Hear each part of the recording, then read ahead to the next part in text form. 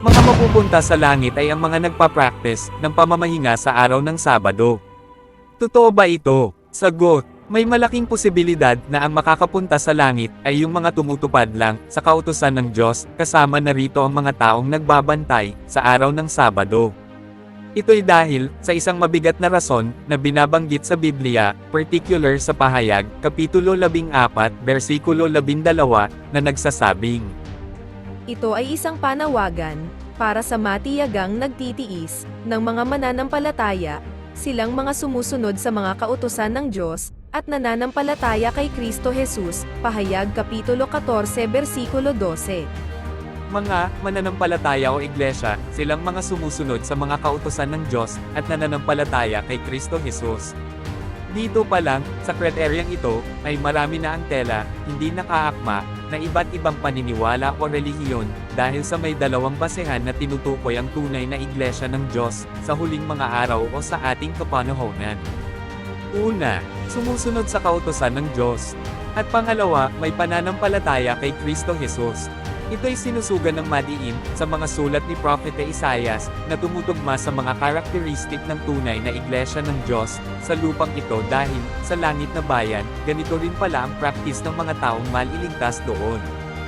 Yan ay mababasa letra por letra, ayon sa Isaias Kapitulo 66, versikulo 22 hanggang 23 na nagsasabing, Ito ang pahayag ni Yahweh, kung gaano katagal mananatili sa harapan ko, ang bagong langit, at ang bagong lupa na aking gagawin, ganoon din katagal mananatili, ang inyong kaapu-apuhan, at ang inyong pangalan ay mananatili. Sinabi ni Yahweh, mula sa isang buwan, hanggang sa mga susunod, at mula sa isang araw ng Sabado hanggang sa mga susunod, lahat ng mga tao ay darating, para sumasamba sa akin. Isaias Kapitulo 66 versikulo 22 hanggang 23. ano daw ang sabi ni Yahweh?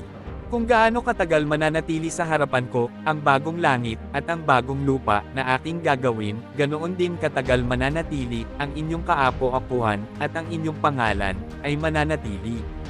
Sinabi ni Yahweh, mula sa isang buwan, hanggang sa mga susunod, at mula sa isang araw ng Sabat. Uulitin ko, mula sa isang araw ng Sabat, at hindi ho Sunday or Linggo ang tinutukoy dito. Hanggang sa mga susunod, lahat ng mga tao, ay darating para, sumasamba, sa akin. Ano daw? Sa langit, pupunta ang mga tao tuwing araw ng Sabado, upang sambahin ang Diyos. Kaya naman, hindi na ho tayo magtataka kung bakit ang araw ng Sabado, ang siyang ginagawang palatandaan, o selyo ng Diyos, upang malaman, kung alin ang tunay na kanyang kawan, o iglesia, kumpara, doon sa mga nasa kaliwa, na mga sumusunod lang sa tradisyon ng tao, at sinusuway ang kalooban ng Diyos.